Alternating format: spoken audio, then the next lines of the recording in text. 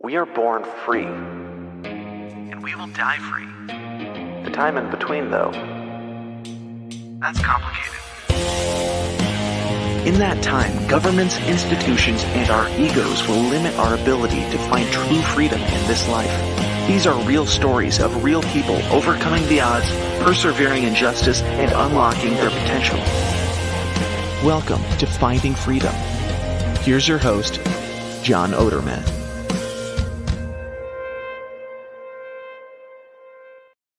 Hey, what is up, everybody? Happy Wednesday here for those watching on the live stream. We're streaming live on YouTube, Twitter, and Rumble.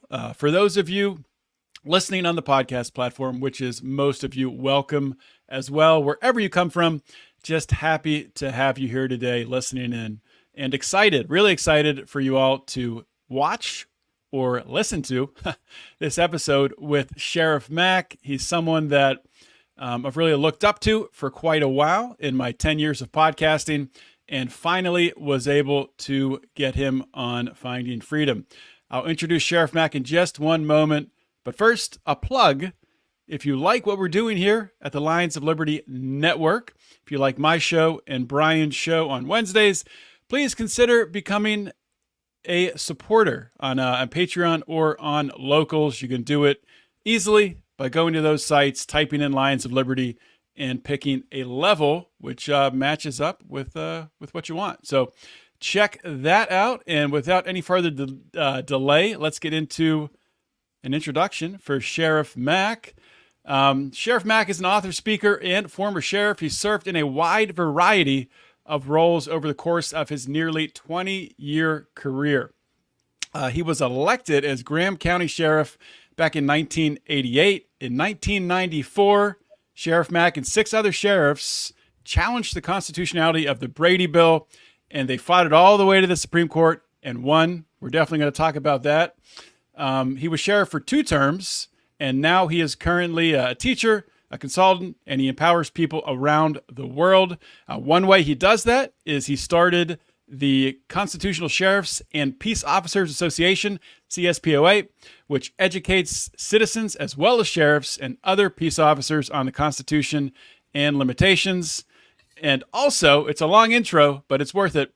I want to also plug real quickly at the beginning, but we'll talk about it more at the end. Sheriff Mack is speaking at an upcoming conference, the Foundation of Freedom Conference in Florida.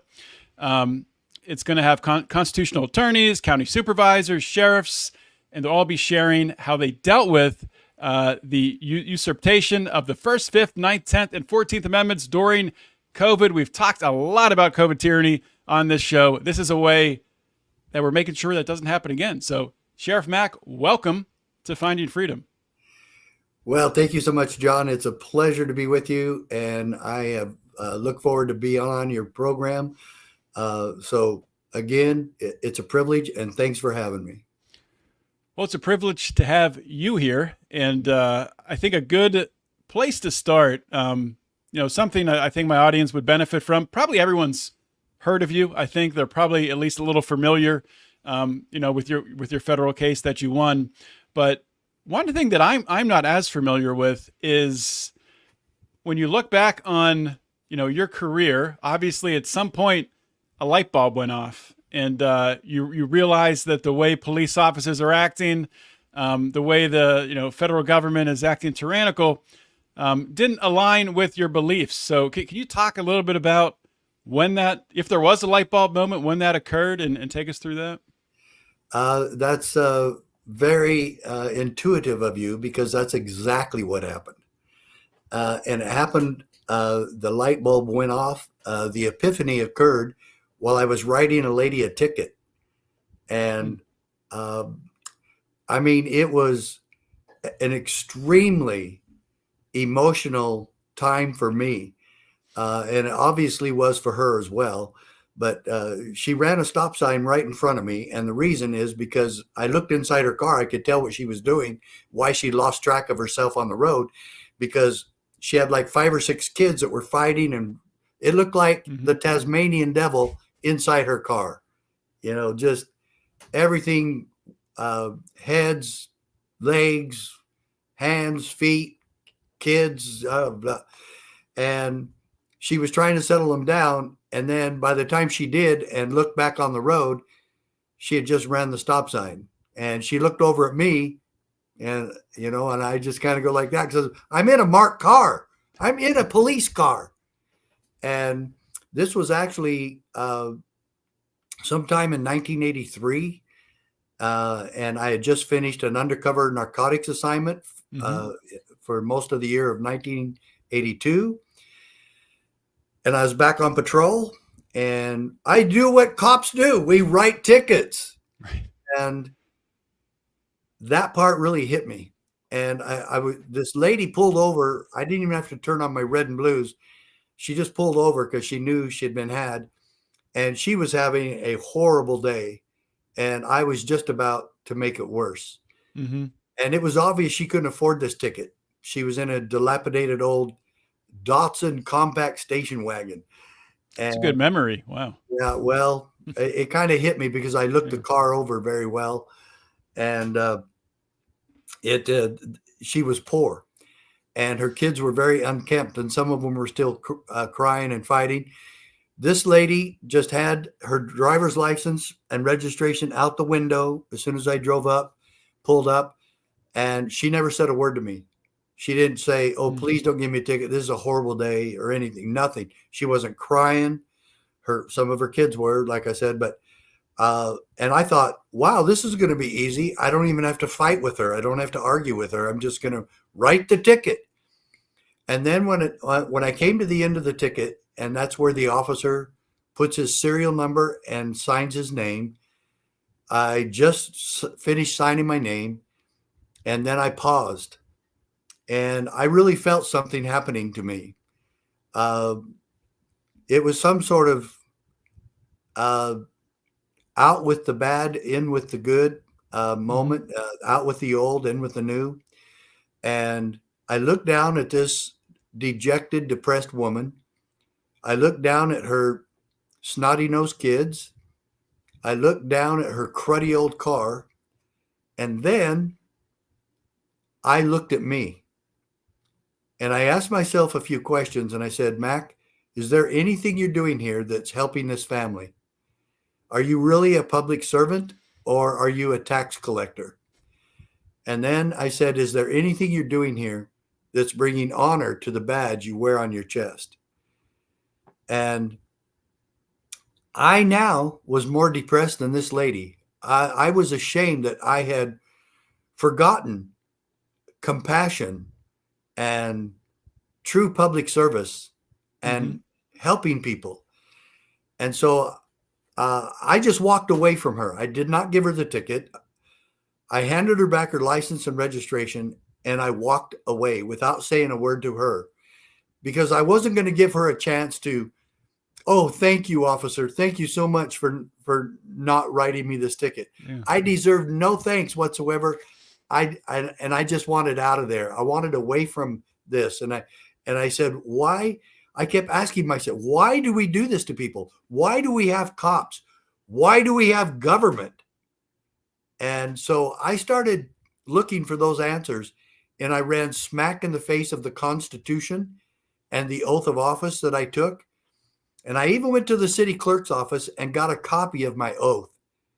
And I almost quit my job because I said, I never intended, not for 1 minute, I never intended to keep that oath. I just wanted a job that was exciting and looked like Clint Eastwood or John Wayne on television and movies, and that's it.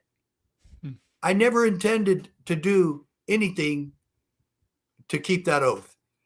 And I never even read the Constitution, and especially the Bill of Rights.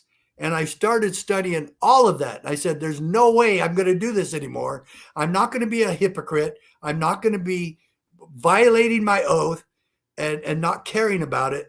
And I'm not going to treat people like I don't care about them. And so I was completely 100% converted to the United States Constitution and to the founding fathers who promulgated this wonderful document.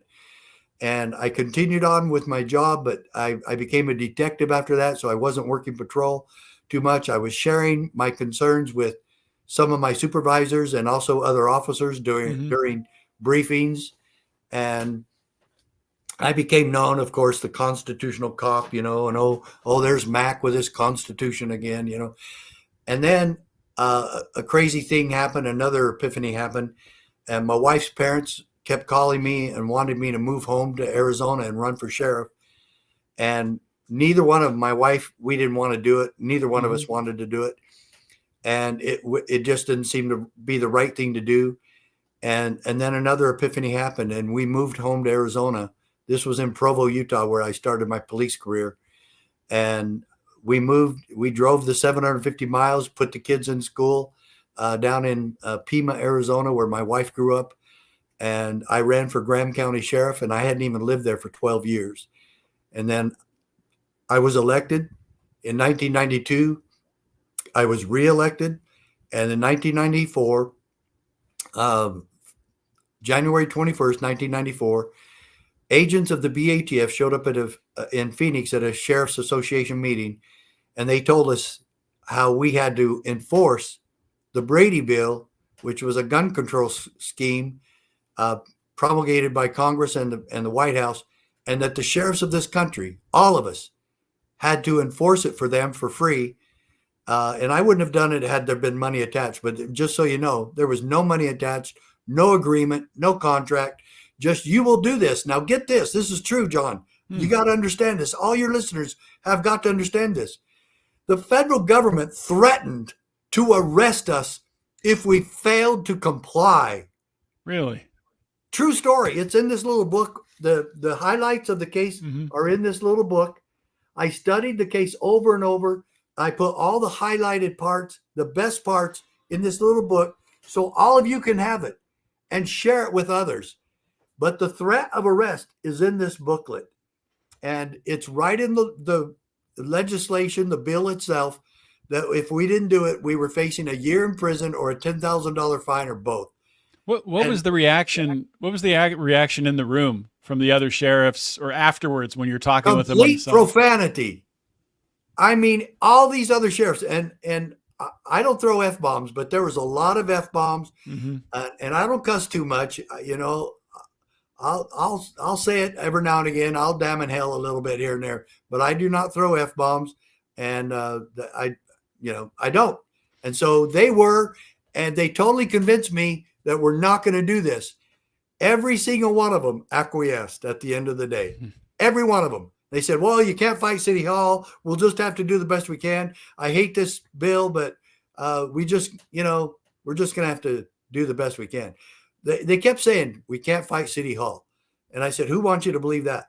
But I told the BATF, I said, you guys know we don't work for you, right? And they go, well, you would think that, but Congress passed a law, so we have to do it. I said, I don't care if they pass 500 laws. I don't work for you. You can't hire me and you can't fire me. And I work for the people of my county. And so I went home and I had a 3-hour drive home, and it hit me that I'm going to sue my own government and I'm going to stop this. And look, I never anticipated that we would go to the Supreme Court. That seemed like a movie, a dream. No way would that ever happen. But it did. And Justice Scalia wrote the decision. And folks, you need this booklet. You need this booklet. I'm asking each of you to go to CSPOA.org. Get you these books. Go to the menu and go to shop. And this book, you have to look real clearly because it shows the state flags, and look at the title, Supreme Court case for state sovereignty. This is the only time in history where sheriffs sued the federal government and won. And I am proud to say I started this whole thing. I was the first sheriff to do this, and the NRA helped me a great deal. And what they said to me when I called them, they said, Sheriff, we've already been preparing the paperwork on this case to go to court, and we've been praying that you would call. And that just thrilled me. I got chills when they said that to me. And this is the most powerful 10th Amendment decision, state sovereignty, local autonomy case in the history of our country. And if we had lost, the sheriffs to this day would still be answering to the federal government instead of our constituents. So I praise Scalia for writing it. and it was a 5-4 split, so we barely won.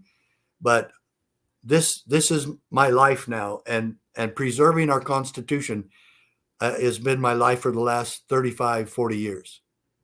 It's amazing, totally brilliant to use the 10th Amendment and not the Second Amendment, states' rights. Just remarkable. And I think what maybe a lot of people don't know is that the Brady Bill, that was one bill in and of itself, but the way the government works, they take an inch, then another inch, then another inch. Yep. So this really didn't just stop the Brady Bill. This stopped everything that had planned after that, right? Well, there were actually 5 Brady Bills planned, and by the time the 5th one had passed, 1 year after another, so after 5 years, the Second Amendment would have been completely destroyed. Completely. Incredible. Gun shows, no more. Federal firearm licensees or gun shops, no more. It was going to get rid of ammunition and guns.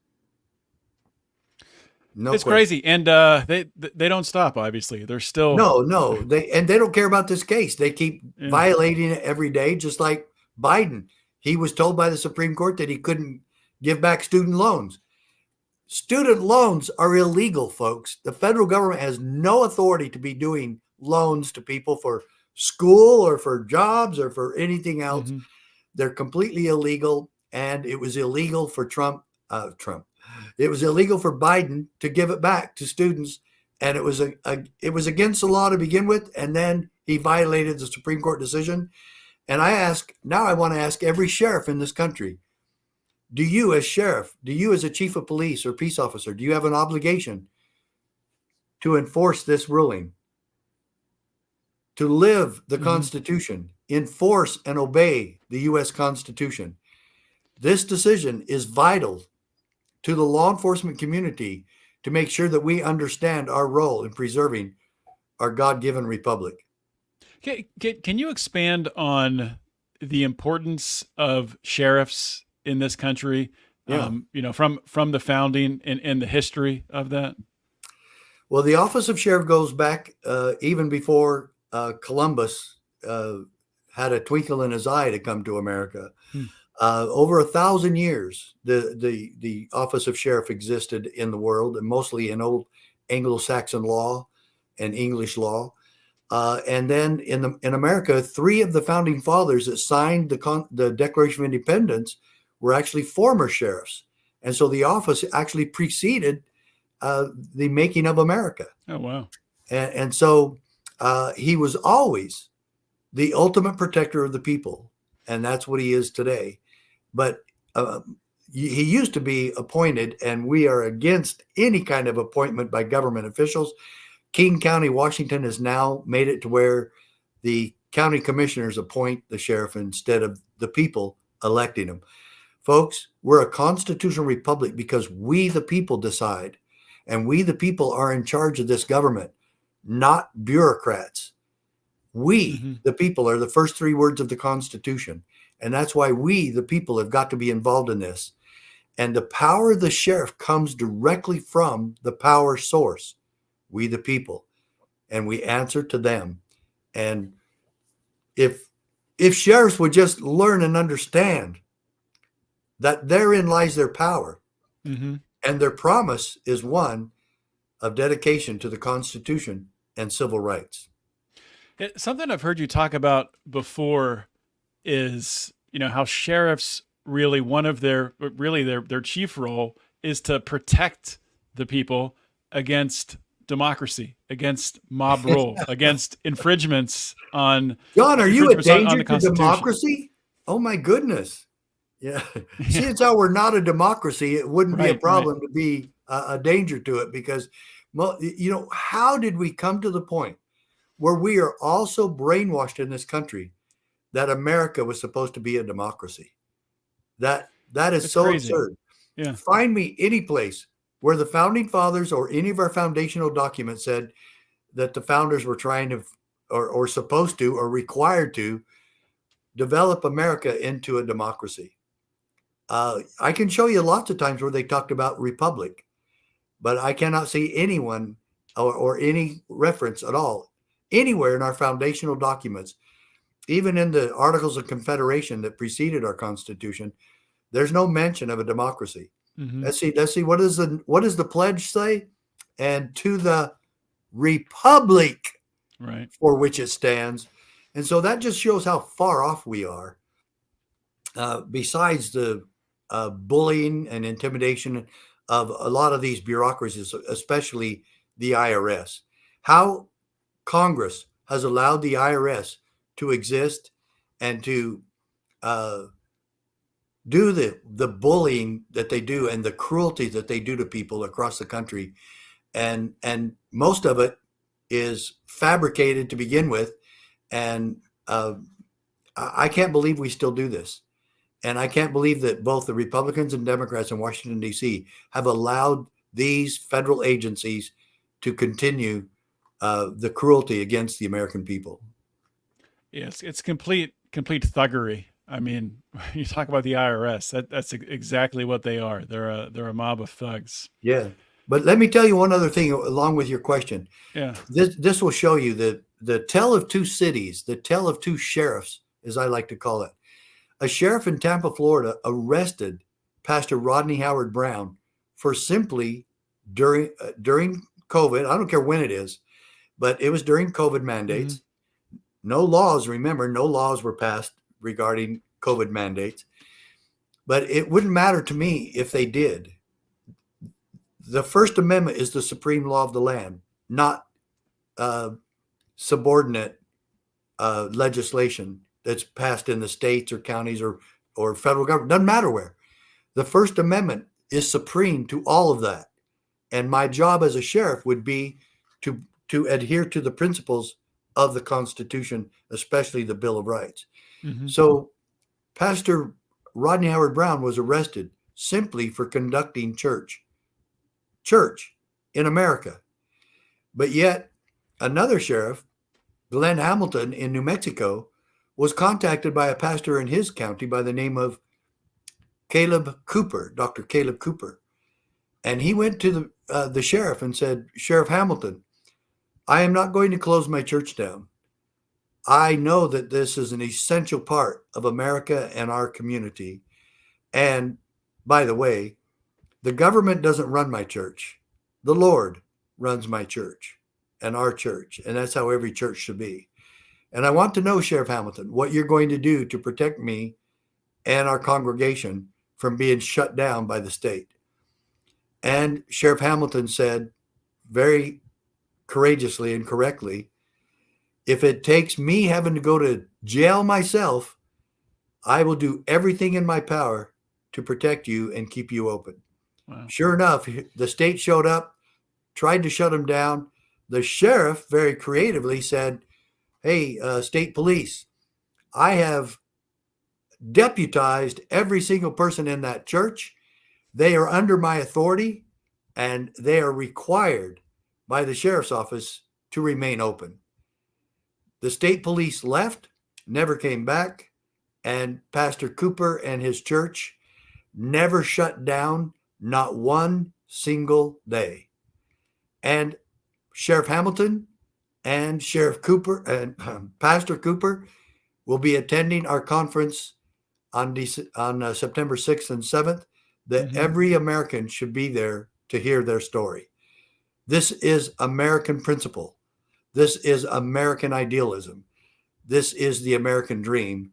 And this is the American sheriff and the American pastor standing together for liberty. Folks, I want to ask you, which sheriff do you want in your community and county? Well, this is what we've been doing at the CSPOA, and we invite every one of you to become a part of this. This is the peaceful and effective solution that we, the people, must be involved with. I ask each of you to join our CSPOA posse at cspoa.org and become a part of this peaceful and effective solution. We train you as members of our posse to be posse members in your county. Get your sheriff to do what he did, what Sheriff Hamilton did, deputize you and make you part of his standing Minuteman posse. And folks, yes, there is a little fee a whole whopping $11 a month to be part of this. You bless us to stay going financially. This is the only way we're funded. It's we the people. It's your organization. And you can do it $99 a year if you want, a lot cheaper than the $11 a month. But the main thing is you're getting involved in the only peaceful and effective solution we have left. And this won't work if you're not involved. You're the head of this government. And if you're working together with your sheriff, we will keep this peaceful and we will take back our Constitution and our country from the tyrants who are destroying America today. Yeah, I could not agree with that more. And the tyrants who are destroying us, who are coming after us, they don't want us to know the power that we have, right? And I'm curious to know, with COVID, with that crazy, and I hate to even call it COVID, because it was really lockdowns were the problem. Mm-hmm. All of the mandates that came down, and the rogue governors and things of that nature. I'm curious, with that, everything that came with that, all of that tyranny, did your movement gain more interest, more momentum from that? Just slightly, yes. I was actually teaching school at the time of COVID hit, and I was still going on week. In fact, the school I taught at was a charter school, and they only had school Monday through Thursday. So I could still travel on weekends. But as soon as COVID hit, people were looking for peaceful and effective solutions, and they were looking for the sheriffs. And I got so many invitations to speak all across the country and do shows like this that I had to quit school. And I quit in the middle of the semester because of all the requests. And the superintendent knew what I did, and he loved it.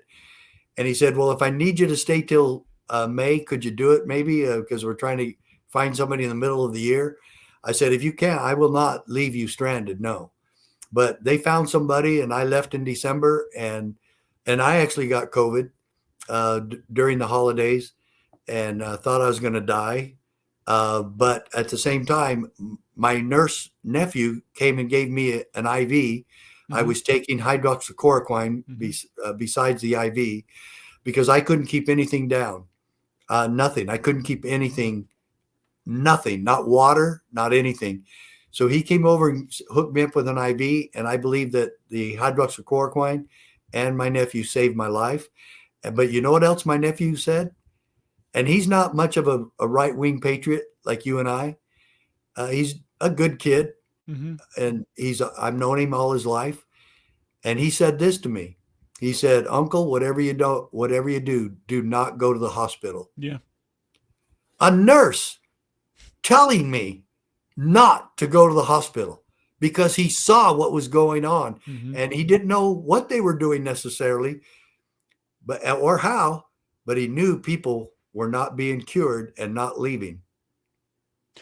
Yeah, and there's more and more coming out every day on the use of remdesivir and ventilators, and really how much that factored into the amount of deaths that there were. So I think we're really just the beginning of the story on figuring out everything that went wrong, all the misconduct we're training that happened. Sheriffs, folks. We're training sheriffs to not let this happen again.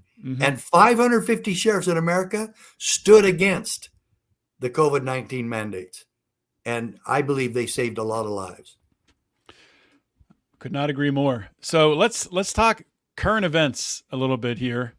The election is coming up. We got Trump against who's he up against now? Kamala Harris. I guess that's who they've picked now. They just I call her Ava Perón. Moving candidates in and out. What do you think? What are your thoughts on November? I know I've heard you say that you really don't think 2024 is going to be a good year for the Republic. No, where's that come from? It's going to be a horrible year. And so far that's playing out a lot. One, Trump has been shot. No matter what they do to him, he seems to bounce back. But they're now trying, of course, they've indicted him again, trying to go around the Supreme Court ruling regarding Trump's immunity. So they're just going to keep going after him, folks. So if Trump were to be elected, they're going to continue the attacks on him big time. They got in his way. In fact, some people believe that COVID-19 was aimed at Trump, that it was fabricated for Trump so he would lose the election because he was doing such a great job. And folks, look at it. Don't look at him. Look at what he did. Look at the jobs. Look at the inflation way down. Look at how he handled foreign affairs and had the border secure and had the countries, Mexico included, cooperating with him.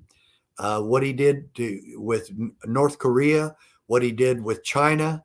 Folks, this man had things working 10 times, 100 times better than what we had the last 3.5 years.